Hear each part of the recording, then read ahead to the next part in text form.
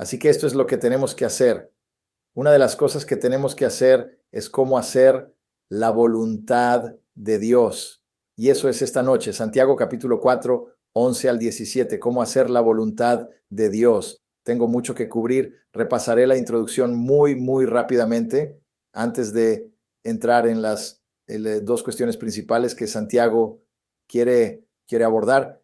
Él ha estado tratando con la lengua y hoy tratará con la lengua desde un aspecto diferente. La teología y la experiencia, te puedo decir que la lengua es lo más. No debemos hablar mal de alguien para ponerlo en una mala posición frente a otras personas. Es decir, que no esté presente, pero que vayamos a otra persona.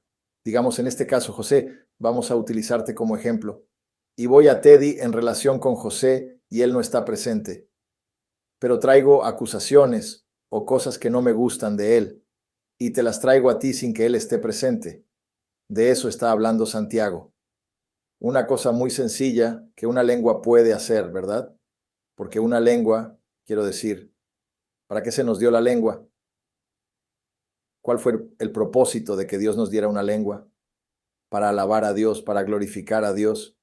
¿Y cómo nos relacionamos unos con otros con nuestra lengua?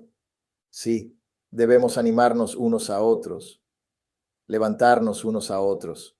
Obviamente, debemos decirnos la verdad unos a otros. Debemos comunicar el Evangelio con nuestra lengua. Todas estas son cosas por las que Dios nos dio la lengua para un buen propósito. Y una relación con Él y una relación entre nosotros. Y solo debemos hablar de cosas que sean beneficiosas para el presente y para aquellos de quienes hablamos. Hablar de aquellas cosas que sean beneficiosas. Entonces, cuánto tiempo dedicamos? Esto es algo que me pregunté hoy. ¿Cuánto tiempo dedicamos a justificar lo que hacemos a diario o semanalmente? ¿Cuántas de esas palabras que decimos se refieren generalmente a nosotros y a cómo defendemos nuestra reputación o justificamos nuestras acciones? Interesante pregunta, ¿no? Porque lo pensé. Me preguntaba, ¿cuántas palabras decimos a la semana o al mes, digamos? Y algunos de nosotros hablamos más que otros, ¿verdad? Algunos un poco más locuaces que otros, un poco más callados que otros, ¿verdad? Pero si tomáramos todas las palabras que decimos en un mes, ¿cuántas de esas palabras serían sobre nosotros y nuestra reputación y para justificar tal vez nuestro comportamiento, ¿verdad? Pero la Biblia habla de las escrituras sobre las lenguas, ¿verdad? La lengua dice que estas cosas son para beneficiar a las personas, pero en cambio, en realidad, hablamos mal unos de otros. A esto es a lo que se refiere Santiago. Ahora bien, no hablen mal los unos de los otros. Es algo muy sencillo. Si alguien no está presente y presentas una acusación contra alguien y esa persona no está presente, entonces en realidad estamos calumniando, ¿no? Estamos hablando mal de alguien. Si calumniamos, esa es otra palabra para calumniar, ¿no? Y por eso no debemos hacerlo. No debemos hablar mal los unos de los otros. No debemos ser unos colados, dice el Antiguo Testamento. No debemos ser unos colados. De hecho, muchas veces cuando lees el Antiguo Testamento sobre ser un colado o estar resentido con alguien porque no te gusta lo que hizo, ¿sabes lo que hizo Dios? Y Él no está allí. Ahora voy a volver al versículo 12 porque en un juicio, en un tribunal real, Él tendría la oportunidad de defenderse. No, yo no lo hice. O me sacaron de contexto. O eso es mentira. Ya sabes, pero cuando él no está allí, no tiene forma de defenderse. Yo podría simplemente arremeter contra él y no habría nadie para defenderlo, ¿verdad? El Antiguo Testamento dice que si eres un portador de cola, si le guardas rencor a alguien por lo que hizo, entonces el Señor dice que no debes hacer eso. Así de simple. No debes hacer eso. Y cada vez que lo ves en las Escrituras, siempre va seguido de algún estímulo. De hecho, en el libro de Levítico dice, no envidies a nadie, sino más bien ámense unos a otros. Ama a tu prójimo como a ti mismo. Aquí es cuando Dios introduce ese mandamiento de amarnos unos a otros. Así que vemos el contraste donde Dios dice, si haces esto, no estoy contento con ello. En realidad, debes hacer lo contrario, amarlos, amarte unos a otros. No debes ser un idiota, no debes ir de un lado a otro por Israel. Dios dijo, llevar malas noticias acerca de las personas. No debes decir cosas de mala gana acerca de otras personas, ¿verdad? Y si haces eso, según el salmista, puedes escribir los salmos. No los vamos a leer esta noche, pero léelos por tu cuenta. Salmo 101, versículo 5 y Salmo 50. Dios dice, si hablas contra los hijos de tu madre, hablando de tus compañeros judíos, hablando de tus compañeros creyentes, en el caso del Antiguo Testamento, entonces Dios se encargará de recompensarte, de devolverte el favor. A Dios no le gusta eso. Salmo 50, Salmo 101, versículo 5.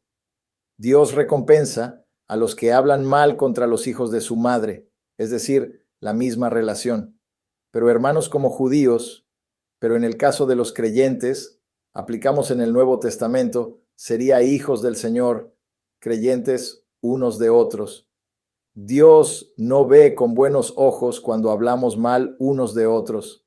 Ahora, ¿qué pasa? Y este caso en cuestión siempre sucede. ¿Qué pasa cuando la gente dice, bueno, eso significa que realmente no podemos decir nada sobre nadie, incluso si hace algo malo? ¿Es eso correcto? Bueno, veamos esto más de cerca, porque Santiago dijo antes que él los llamó, ¿cómo los llamó? Los llamó pecadores, los llamó adúlteros. Entonces Santiago parece estar violando su propio estándar, ¿no es así? Él simplemente los llamó pecadores, los llamó adúlteros, ¿cierto? Les dijo que eran amigos del mundo, pero ahora está diciendo, no hablen mal de nadie. No, tienen que pensar en el contexto correcto. Él no está diciendo, no hablen mal de nada. Él simplemente dice, no hablen mal de ellos. No sean un portador de cola contra ellos. Pero hay momentos en que los creyentes deben hablar. ¿No es así? Les daré algunos ejemplos aquí. En el Antiguo Testamento, si alguien blasfemaba el nombre del Señor, si alguien lo oía, debía ir a los líderes de Israel e informar que había blasfemado el nombre del Señor. Era algo serio. Era algo serio. Ahora, obviamente, tenían que pasar por el proceso de que había 2 o 3 testigos que lo oyeron. No podía ser una mentira. No deberías inventarlo. Pero si alguien lo oía y era verdad, debía llevarlo a los líderes de Israel, los ancianos, y tratar con ello. Y el Nuevo Testamento es de la misma manera. No cambia. El Nuevo Testamento dice que si un hermano tiene pecado, se debe acudir a él. Si no cambia, se debe llevar el asunto a los ancianos o a los líderes de la iglesia para que se ocupen de él, a aquellos que están en autoridad. ¿Por qué? Porque el Nuevo Testamento trata de los problemas en la iglesia y la forma en que se dan los problemas es que se tratan en las iglesias, donde hay que informar de estas cosas a los líderes, ¿no es así? Aquellos que están en autoridad deben abordar el asunto y llevarlo ante los líderes de la iglesia y comunicárselo a los creyentes. Ustedes ven eso en el libro de Gálatas. En el libro de Gálatas había gente que estaba trayendo falsas enseñanzas. Incluso Pedro se vio envuelto en cierta hipocresía y Pablo se lo dijo a Pedro, ¿cierto? Delante de todos, ¿cierto? Así que no está diciendo que no se puede hablar de nada en absoluto. Se trata solo de hablar del mal unos a otros. Pero si es algo que es verdadero y justo, debemos hacerlo. En Corintios, Pablo hace lo mismo. El comportamiento inmoral se plantea ante los líderes de la iglesia. Pablo está hablando del hombre que cayó en pecado con muy probablemente su madrastra, ¿cierto? Que cayó en pecado sexual con su madrastra. Y Pablo aborda el tema y lo aborda y dice, ustedes líderes de la iglesia deben ocuparse de esto. ¿Por qué? Porque afectará a la iglesia espiritualmente. Y Jesús hizo lo mismo. En Mateo 18, Jesús habló de esto. Si un hermano ha pecado contra ti, debes acudir a él. Y si alguien lo hace, si no lo oyen, es para traer a otra persona, ¿no es así? Y en última instancia, debes llevarlo ante la iglesia, ¿no es así? Así que nunca está diciendo, no digas nada sobre nadie más. De lo contrario, nadie podría hacerlo.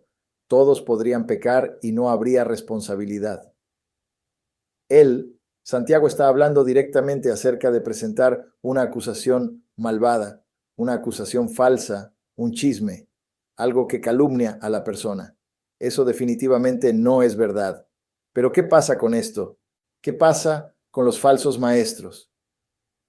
Los falsos maestros son parte de la experiencia cristiana, lo que significa que el Nuevo Testamento les dice a los creyentes maduros que protejan a los nuevos creyentes de los falsos maestros, es decir, aquellos que distorsionan el Evangelio, aquellos que traen un Evangelio falso, aquellos que distorsionan la sana doctrina de las Escrituras, ¿cierto? Y si es necesario, debes nombrarlos. Y si es necesario, debes nombrarlos. En su escritura nos ordena que lidiemos con estas cosas, aunque puedas pensar que son negativas. Un ejemplo sería el apóstol Pablo. Él le dijo a Timoteo, Alejandro, el calderero, me hizo un gran daño. Que el Señor le repita lo que ha hecho, ¿no es así? Él los nombró. Él le dijo a Timoteo que le dijera a la iglesia que dejara en claro que este hombre, Alejandro el calderero, no era muy bueno. ¿Qué tal Filegio y Hermógenes y 2 Timoteo? ¿Qué tal Himenias y Alejandro y 1 Timoteo? ¿Qué tal Fileito, verdad? ¿Qué tal Demas? ¿Qué tal Diatrofias de 3 Juan? Juan en el Evangelio nombró a Caifás y a Anás, que estaban en contra de Jesús, ¿verdad? Cuando era necesario, los apóstoles mencionaban los nombres de los falsos maestros y falsos hermanos que estaban allí para destruir y perturbar la iglesia. Y había que mencionarlos. ¿Por qué? Porque iban a perturbar la fe, especialmente de los creyentes más jóvenes. ¿Ves el punto? Así que debemos usar. Recuerda que no podemos sacar a Santiago de contexto. Él no está diciendo que no digan nada sobre nadie, solo está diciendo que no hablen mal unos de otros. No chismeen sería otra forma de decirlo. No calumnien, no chismeen. Ahora bien, cuando se trata de cuestiones de doctrina, absolutamente. Cuando se trata del pecado, tenemos que decirlo. Lo que significa que se puede nacer de nuevo solamente por las aguas del bautismo, por su iglesia y por sus propios ministros. Y entonces algo se tenía que decir, algo se tenía que hacer porque estaban distorsionando la verdad del Evangelio, de que la sangre de Cristo nos limpia de todo pecado y la regeneración viene del Espíritu Santo, ¿cierto? ¿Qué pasa con los cristianos que son egoístas y ambiciosos y mala compañía para aquellos que están tratando de caminar con el Señor? ¿No deberíamos decir algo al respecto? Advertir a los creyentes que las malas compañías corrompen las buenas costumbres, ¿verdad? De lo contrario, no tendríamos 1 Corintios, no tendríamos muchos de los proverbios, ¿verdad? Que advertían a la gente sobre ciertas cosas que se estaban haciendo contra otros creyentes, ¿verdad? Entonces, ¿cómo encaja esto? Porque la pregunta es, ¿cómo nos relacionamos? No digo nada en absoluto porque es como dice Santiago, no hablen mal unos de otros, hermanos, ¿verdad?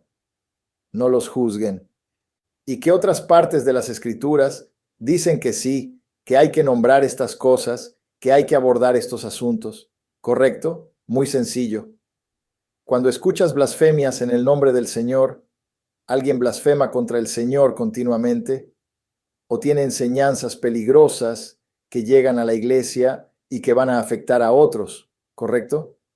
No vas a ir y formar una opinión sobre esta persona y decir, bueno, no me gusta porque me miró raro o es de cierta manera. Esa no es la opinión que queremos. No estás formando una opinión. Estás poniendo sus palabras y sus ideas a la luz de la plomada de la palabra de Dios. Esto es lo que hacemos con las enseñanzas falsas, ¿verdad? No me importa la personalidad, ¿verdad? Ya sabes que en el pasado he dicho cosas sobre profesores que no me gustan. No creo que Joseph Prince sea un buen profesor. Creo que es un falso maestro.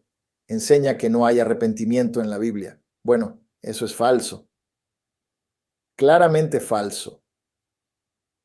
Estoy diciendo que Joseph Prince es un tipo malvado que, ya sabes, está detrás de esto, está detrás de los niños. No lo sé. Ni siquiera conozco al tipo. Vive en Singapur. Pero sí digo que sus enseñanzas son muy peligrosas para los nuevos creyentes. Y me baso en la plomada de la palabra de Dios. El arrepentimiento es necesario en el Nuevo Testamento. Está en todo el Nuevo Testamento, especialmente en el libro del Apocalipsis, ¿correcto? No me estoy formando una opinión, ¿correcto? Algunas personas han dicho, bueno, ya sabes, he criticado a Rick Warren. Yo dije, bueno, no conozco al hombre, nunca lo conocí. Conozco gente que lo conoció, pero no lo conozco a él. Pero sé que lo que enseña es contrario a las escrituras sobre el movimiento ecuménico y la unión con el Islam para traer paz al mundo. Hemos estado diciendo esto desde 2010, 2008, 2009. Así que no es nada nuevo, pero se reciben críticas. Oh, no deberías juzgar. Versículo 11. No, no lo estoy criticando en absoluto. Solo te estoy diciendo lo que él enseña. Y con base en la plomada de la palabra de Dios, puedo tomar una decisión informada para decirte que no es bueno escuchar a alguien así. ¿Correcto? Estoy llevando las palabras al estándar de la palabra de Dios. ¿Correcto? Nada personal. Estoy dejando la personalidad fuera de esto. Lo que él dice o hace lo que ella dice está en línea con las escrituras. No hay juicio personal. Y esa es la diferencia. Eso es lo que realmente queremos abordar. ¿Correcto? Es estrictamente doctrinal. Es estrictamente doctrinal. O estrictamente tratando con el tema del pecado. ¿Correcto? Correcto. Hay problemas en la iglesia. ¿No es así? Si alguien está causando problemas en la iglesia, no estoy expresando ningún juicio personal contra esa persona. Solo estoy informando a los líderes que esto es lo que esa persona dijo o lo que está haciendo. Y esto es lo que dice la palabra de Dios. Así que tenemos que abordarlo, ¿no es así? Cuando un falso maestro entra en el rebaño como este, ¿no es así? Y detectamos a alguien que es falso, entonces sus declaraciones deben medirse con la palabra de Dios. Y la palabra de Dios es el único estándar para ello, ¿no es así? Ya sabes, si son cristianos que se han descarriado y afectan el cuerpo de Cristo, ¿no es así? Tenemos que lidiar con todas estas cosas con la palabra de Dios. Es tener la palabra de Dios en la mente. ¿De acuerdo? ¿Tiene sentido? De acuerdo. El versículo 12 dice, no juzguéis. Solo hay un legislador y juez que puede salvar y destruir a los que están para juzgar a su prójimo. Lo que está diciendo es que hay que volver a la intención original de alguien que calumnia o alguien que chismorrea o alguien que se pone en contra de alguien y esa persona no está presente en ese momento, ¿verdad? Tú eres un juez. Te estás presentando como juez. ¿Por qué? Incluso en la Biblia, pero incluso en los casos judiciales habituales, ¿cierto? Si te citan para ir a la corte, no tienes que vas a dar tus declaraciones, vas a dar tus hechos, ¿cierto? Si vas a subir al estrado y hay un jurado de tus pares, ¿cierto? En el caso del versículo 11, donde estás hablando mal contra alguien, lo calumnias, lo chismeas, lo criticas, donde esa persona no está presente. Entonces lo que estás haciendo es que ni siquiera le estás permitiendo presentar su caso. Simplemente estás atacando o calumniando en esta situación y ellos no pueden presentar su caso. No hay jurado, no hay estrado, no hay testigo, solo hay una persona, tú, y has tomado la decisión de que en base a tu experiencia con tal o cual persona, es una mala persona. Y por lo tanto vas a decir lo que se debe decir. Y es interesante porque de eso es de lo que habla Santiago. Te presentas como un legislador. Solo hay un legislador que es ese juez. Y ese juez es el Señor. Y el Señor es el que puede determinar si algo está bien y algo está mal, ¿verdad? Y nos ponemos como jueces de esa persona si caemos en este tipo de pecado. Y es un gran pecado, ¿verdad? Y es un gran pecado y Santiago dice que te pones como Dios. Porque lo que estás diciendo ahora es que vas a juzgar a esta persona, ¿verdad? Tú eres el dador de la ley y eres el juez. Bueno, ¿cómo estoy juzgando la ley? Porque al hacerlo sabes lo que estás haciendo. Estás diciendo que sé que la palabra de Dios dice que no debería hacer estas cosas, pero esto no se aplica a mí. Lo haré, lo diré, criticaré a esta persona, chismearé, estaré de espaldas, aunque esa persona no esté allí. Y no creo que esté mal, aunque la palabra de Dios dice que está mal. Tú dices que no está mal. Entonces, ¿quién es él? ¿Quién está juzgando la ley ahora? Yo. Me estoy erigiendo en ley, como juez. Y aunque la palabra de Dios dice que no lo hagamos, yo digo que sí puedo hacerlo. Tengo un privilegio especial, porque yo, con lo que la gente se justifique, estoy protegiendo a la iglesia, o estoy haciendo esto, o estoy haciendo aquello, y es muy, muy malo lo que se ha hecho, ¿verdad? Y Santiago aquí está advirtiendo sin rodeos que si no obedecemos la palabra de Dios y lo que enseña acerca del chisme o la calumnia, entonces estamos en desacuerdo con las Escrituras. Y en efecto, estamos diciendo que la ley de Dios está mal y se me permite hacer esto. Y mira cuando la gente se enfrenta a esto. He tenido personas mayores que el Señor, 20, 30 años, y el Señor ni siquiera sabía lo que significaba la palabra chisme. Lo hacen, pero luego pensé que esto es chisme. No, no lo es. Dije la definición de eso. Exactamente lo que estás haciendo. Lo es. Oh, no, no lo es. Dije bien. Santiago dice que ahora eres juez de la ley. Estás diciéndole a Dios que yo sé más que la ley. Y tu definición no me gusta. Me gusta mi definición de chisme más que tu definición de chisme, Señor. Y entonces ves cómo la arrogancia, la locura de alguien que dice eso. Pero estás diciendo que sabes más que la ley, ¿cierto? Hablando de arrogancia, ¿cierto? Y Santiago está diciendo que estás por encima de la ley. Así que ahora necesitas dejar de hacer eso porque ahora necesitas someterte a Dios. Necesitas someterte al Señor porque las escrituras son muy claras. Solo hay un Dios que es capaz de salvar y destruir.